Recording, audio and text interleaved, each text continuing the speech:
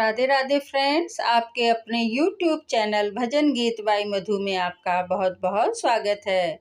बंधुओं, आज हम श्रीमद् भगवत गीता का 11वां अध्याय श्रवण करेंगे। इस अध्याय में विभूतियों का विस्तार सुनकर अर्जुन को श्री कृष्ण जी का विश्व रूप देखने की इच्छा होती है और वे इस प्रकार कृष्ण जी से कहते हैं, हे कृष्ण, आपने गुप्त ज्ञान जो मुझको अभी सुनाया है, मेरा सारा ज्ञान उसे सुनकर अब नष्ट हो गया है। इस पर श्री कृष्ण जी अर्जुन से कहते हैं, जो शरणागत तजी बैर प्रेम है मेरे लिए कर्म करते, हे अर्जुन, वही अनन्य भक्त तर जाते हैं भव सागर से। आइए अब शुरू करते हैं श्रीमद् भगवत गीता का 11वां अध्याय। श्रीमन्नारायण नारायण नारायण, श्रीमन्नारायण नारायण नारायण, श्रीमन्नारायण नारायण नारायण, भजमन्नारायण नारायण नारायण, भजमन नारायण नारायण नारायण, श्रीमन नारायण नारायण नारायण। 11वां अध्याय। हे अर्जुन, संसार में मैं हूँ एक सम्राट। सूर्य चंद्र दो नेत्र हैं, सिर मेरा आकाश। सब योद्धा मारे हुए मेरे मुख के माही। हाथ जोड़ अर्जुन कहे, प्रथम रूप लो धार। तुमको दृष्टि दिव्य दूं, देखो रूप विराट। ब्रह्मादिक मुझ में सभी करते वेद प्रकाश। देना चाहूं यश तुझे, मत करियो नाही। प्रभु ने अद्भुत रूप को दीना तुरंत विसार। श्रीमन्नारायण नारायण हरि हरि, श्रीमन्नारायण नारायण हरि हरि, श्रीमन्नारायण नारायण हरि हरि। अर्जुन ने कहा, हे भगवान, मुझ पर कृपा करके अत्यंत गुप्त आध्यात्मिक विषयक वचन जो आपने कहे, उनसे मेरा मोह दूर हो गया। हे कमल नयन, मैंने जीवों की उत्पत्ति और नाश का कारण एवं आपका अक्षय महात्म्य आपके मुखारबिंद से विस्तार पूर्वक सुना। आपने जैसा अपने रूप का वर्णन किया, वह आपका रूप देखने की मेरी इच्छा है। हे योगेश्वर, हे मधुसूदन, आप यदि मुझे उसके देखने योग्य समझें तो आप अपना वह अव्यव रूप मुझे दिखाइए। भगवान जी ने कहा, हे पार्थ, नाना प्रकार के, नाना वर्ण के और नाना आकारों के मेरे सहस्त्र सहस्त्र दिव्य रूप को देखो। हे भारत, तुम वसु, रुद्र, अश्वनी कुमार, मरुदगण और जो पहले कभी न देखे थे ऐसे मेरे आश्चर्यमय रूप देखो। गुण केश व चराचर सहित यह चरित्र देखो, तथा और कुछ जो देखना चाहो तुम यहाँ मेरी देह में देख लो, परंतु इन नेत्रों से मुझे नहीं देख सकोगे, इसलिए मैं तुमको दिव्य नेत्र देता हूँ, उनसे मेरा विराट रूप देखो। संजय ने धृतराष्ट्र से कहा, हे राजन, इस प्रकार श्री कृष्णचंद्र ने अर्जुन से कहा और उसको दिव्य दृष्टि देकर अपना अलौकिक रूप दिखलाया। उस विश्व रूप के अनेक मुख तथा अनेक नेत्र थे, उनमें अनेक अद्भुत दृश्य थे और उनमें अनेक सुंदर सुंदर आभूषण तथा दिव्य आयुधों से सुसज्जित थे। देह पर दिव्य पुष्प, दिव्य वस्त्र थे, दिव्य गंध देह पर लगे थे। उस समस्त आश्चर्य युक्त अनंत देव के सब और मुख दिखाई देते थे। आकाश में हजारों सूर्यों की प्रभा एक साथ हो तो भी उस महात्मा की प्रभा की समानता न कर सकेगी। उस समय अर्जुन ने देवादि देव के शरीर में अनेक प्रकार से विमल इस समस्त जगत को एकत्रित देखा। अर्जुन आश्चर्य से चकित हो गया और उसका शरीर रोमांचित हो गया। उसने सिर नवाकर हाथ जोड़कर कहा, हे देव, आपकी इस देह में सब देह भिन्न भिन्न प्राणियों के समुदाय, कमलासन पर बैठे हुए देवताओं के ईश, ब्रह्म, संपूर्ण ऋषि और दिव्य सर्पों को मैं देखता हूँ। हे विश्वेश्वर, तुम्हारे अनेक भुजा, अनेक उदर, अनेक मुख, अनेक नेत्र हैं, अतः आपका रूप अनंत है। आपके अंत तथा आदि को मैं नहीं देखता, किंतु समस्त विश्व में आपका ही रूप देखता हूँ। आपको किरीट युक्त गदा चक्र धारे, चारों ओर से दे दीप्यमान तेजो राशि, सर्वत्र चमकते हुए अग्नि सूर्य की भांति प्रकाशवान, दुर्भिक्ष और अपरंपार देख रहा हूँ। मेरे मन से तुम ही ब्रह्म जानने की वस्तु, विश्व का महान आधार, नित्य सनातन धर्म के रक्षक, पुराण पुरुष हो। मैं आपको आदि मध्य तथा अंत से रहित, अनंत शक्ति, अनंत भुजा, चंद्र सूर्य हैं नेत्र जिनके, ऐसे कांतिमान अग्नि के सुदृश्य मुख वाला, अपने तेज से इस संपूर्ण संसार को तपाते हुए देख रहा हूँ। हे महात्मा, पृथ्वी एवं आकाश के मध्य का वह अंत, वह समस्त पूर्ण दिशाएं आपसे ही व्याप्त हो रही हैं। आपका यह अद्भुत तथा उग्र रूप देख तीनों लोक व्यथित हो रहे हैं। यह देखा कि देवताओं के समूह तुम्हारी शरण आ रहे हैं। उनमें कितने ही भयभीत होकर हाथ जोड़कर तुम्हारी प्रार्थना करते हैं। महर्षियों और सिद्धों का समूह स्वस्ति कहकर नाना प्रकार से तुम्हारी प्रशंसा कर रहा है। रुद्र, आदित्य, वसु, साध्य, विश्वदेव, अश्वनी, मारुत, पिता, गंधर्व, यक्ष, असुर, सिद्ध इनके संग विस्मित होकर आपकी ओर टकटकी लगाकर देख रहे हैं। हे महाभाव, अनेक नेत्र, अनेक बाहु, अनेक जांघ, अनेक पैर, अनेक पेट, कराल, दंत युक्त तुम्हारा यह विशाल रूप देखकर सब अत्यंत भयभीत हो रहे हैं और मैं भी घबरा रहा हूँ। आकाश तक पहुँचते हुए आपके प्रकाश के अनेक वर्षों से फैलाए हुए अग्नि उगलने वाले मुख, विशाल नेत्र युक्त आपको देखकर हे विष्णु, मेरा जी घबरा रहा है। मुझसे धैर्य नहीं धरा जाता तथा चित्त स्थिर नहीं होता। हे देवेश, हे जगन निवास, इन भयंकर दाढ़ों वाले कालाग्नि के सदृश आपके मुखों को देखकर मुझे दिशाएं नहीं सूझती, मैं शांति नहीं पाता। मुझ पर दया करो हे प्रभु। धृतराष्ट्र के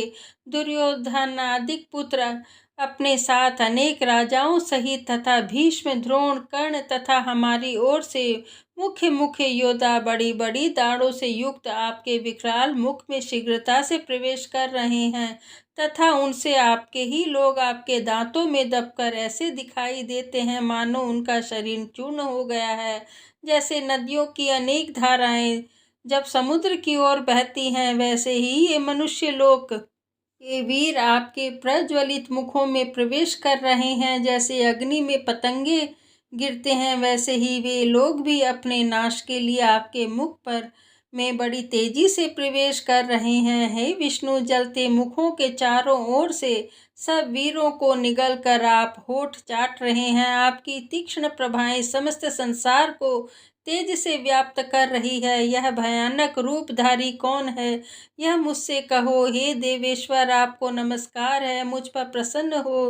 हे जगत कर्ता, आप आदि पुरुष, आपको जानने की मैं इच्छा रखता हूँ, क्योंकि आपकी यह प्रवृत्ति मेरी समझ में नहीं आती। श्री भगवान बोले, संसार का नाश करने वाला मैं उग्र काल हूँ, समस्त जनों का संहार करने के लिए आया हूँ।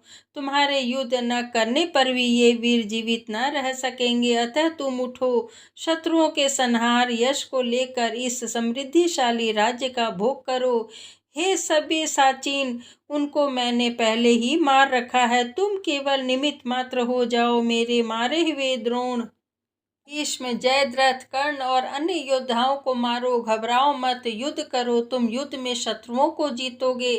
संजय ने कहा। इस प्रकार श्री कृष्ण जी के वचन सुन मुकुटधारी अर्जुन हाथ जोड़कर कंपित और भयभीत हुए, साष्टांग प्रणाम कर नम्रता पूर्वक कहने लगे, हे ऋषिकेश, आपके गुणगान करने से संसार प्रसन्न और प्रेम मगन हो रहा है। राक्षस डर कर दिशाओं की ओर भागते हैं तथा सिद्ध पुरुष आपको नमस्कार करते हैं। हे महात्मा, हे अनंत, हे देवादि देव, जगत निवास, आप ब्रह्मा से भी श्रेष्ठ हो, आपको देवता क्यों न नमस्कार करें। व्यक्त भी आप हो, तथा अव्यक्त भी आप हो तथा इन दोनों से परे अक्षर भी आप हो। हे अनंत रूप, आप आदि देव हो, पुरातन पुरुष हो, विश्व के परम आधार हो, ज्ञाता तथा श्रेष्ठ हो, श्रेष्ठ स्थान आप हो, विश्व का विस्तार करने वाले आप हो। आपकी महिमा को न जानकर मैंने आपको अपना मित्र मान कर हे कृष्ण, हे सुखे, ऐसा जो तिरस्कार से कहा सो प्रमोद तथा स्नेह से।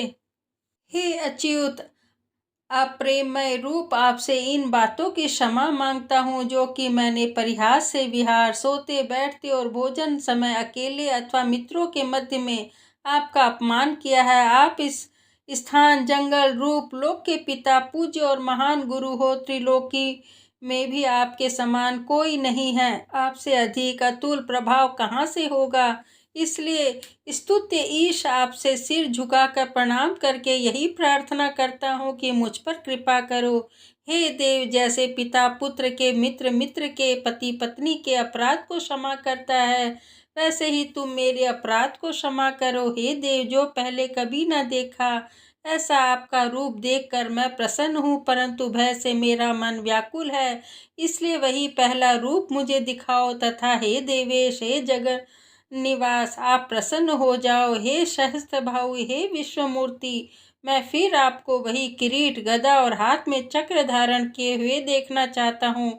श्री कृष्ण भगवान ने कहा, हे अर्जुन, मैंने प्रसन्न होकर यह तेजोमय अनंत आद्य विश्व रूप अपने योग के प्रभाव से तुमको दिखलाया है, जिसको तुम्हारे अतिरिक्त इससे पहले किसी ने नहीं देखा था। मेरा ऐसा भयानक रूप देख तुम व्याकुल और मूढ़ न हो, भय त्याग प्रसन्नचित होकर फिर तुम मेरा वही रूप देखो। संजय ने कहा। इतना कहकर श्री कृष्ण ने फिर चतुर्भुज और सौम्य रूप धारण कर लिया। श्री कृष्ण ने अर्जुन से कहा, हे जनार्दन, आपकी इस सौम्य दिव्य मंगल रूप को देखकर अब मैं प्रसन्नचित्त हो स्वस्थ था को प्राप्त हुआ हूँ। श्री कृष्ण बोले, हे पार्थ, मेरा जो विश्व रूप तुमने देखा है इसका दर्शन संभव नहीं है। देवता भी उस रूप की आकांक्षा करते हैं। हे अर्जुन, जैसा मेरा रूप तुमने देखा है, ऐसे रूप को वेदाध्ययन, तप, दान व यज्ञादिक कर्म द्वारा देखना भी असंभव है। जो कोई मनुष्य मेरी ही भक्ति के लिए कर्म करते हैं, मुझको ही सर्वोत्तम मानते हैं, मुझ में ही भक्ति रखते हैं, सब सांसारिक सुखों से मुड़ चुके हैं, संपूर्ण प्राणी मात्र से वैर त्याग चुके हैं, वे ही मुझको प्राप्त कर सकते हैं। ओम नमो भगवते वासुदेवाय नमः। ओम नमो भगवते वासुदेवाय नमः। ओम नमो भगवते वासुदेवाय नमः। इस तरह 11वां अध्याय समाप्त हुआ, संपूर्ण हुआ। श्रीमन्नारायण नारायण हरि हरि, श्रीमन्नारायण नारायण हरि हरि, श्रीमन्नारायण नारायण हरि हरि। श्री भगवान जी बोले, हे लक्ष्मी, अब 11वें अध्याय का महात्म्य सुनो। एक तुंगभद्र नामक नगर था, जिसके राजा का नाम सुखानंद था। वह श्री लक्ष्मी नारायण की बहुत सेवा करता था। वहाँ एक ब्राह्मण, बड़ा धन्य पात्र, विद्वान पंडित रहता था। उस ब्राह्मण का नियम था कि नित्य श्री गीता जी के 11वें अध्याय का पाठ करता था, और राजा भी नित्य श्री लक्ष्मी नारायण की सेवा करता था और पाठ भी नित्य श्रवण करता था। ऐसे ही सेवा करते करते बहुत काल व्यतीत हो गया। एक दिन राजा घर को गया। उस दिन बहुत से अतीत देशांतर फिरते फिरते उस नगर को आए। अतीतों ने राजा से जगह मांगी। राजा ने बड़ी हवेली खुलवा दी। जहाँ अतीत उतरे, राजा ने सीधा दिया। रसोई कर अतीत बड़े प्रसन्न हुए और अमृत तुल्य वचन बोले।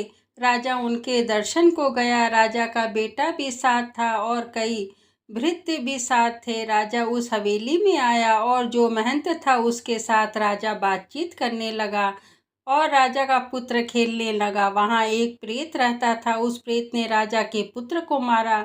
चाकरों ने राजा को खबर की। राजा यद्यपि सेवा करता था, वह कथा श्रवण कराता था, परंतु पुत्र के मोहवश राजा के मन में दुर्बुद्धि आ गई।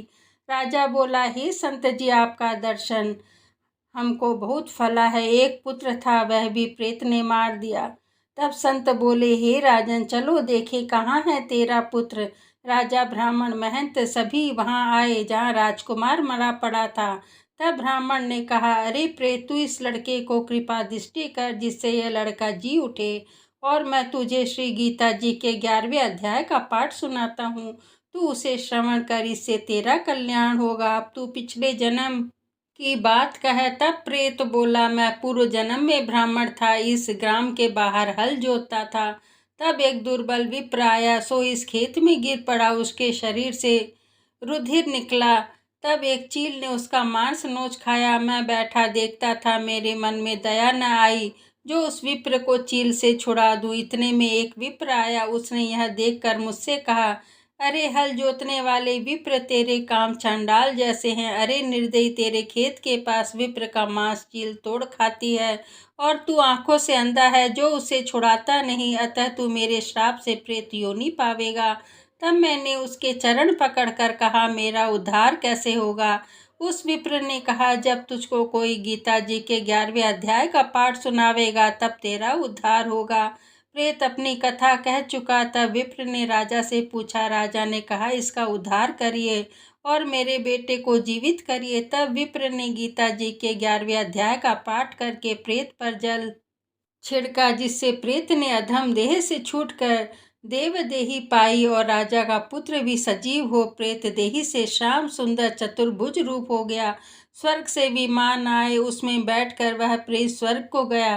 राजा का पुत्र भी गीता के 11वें अध्याय का पाठ सुनने से श्री नारायण जी का भक्त हुआ। तब उस ब्राह्मण ने राजा ने भी गीता के 11वें अध्याय का पाठ श्रवण किया। इस प्रकार वह राजा परम गति का अधिकारी हुआ। जय श्री गीता जी की जय। श्री कृष्ण भगवान की जय।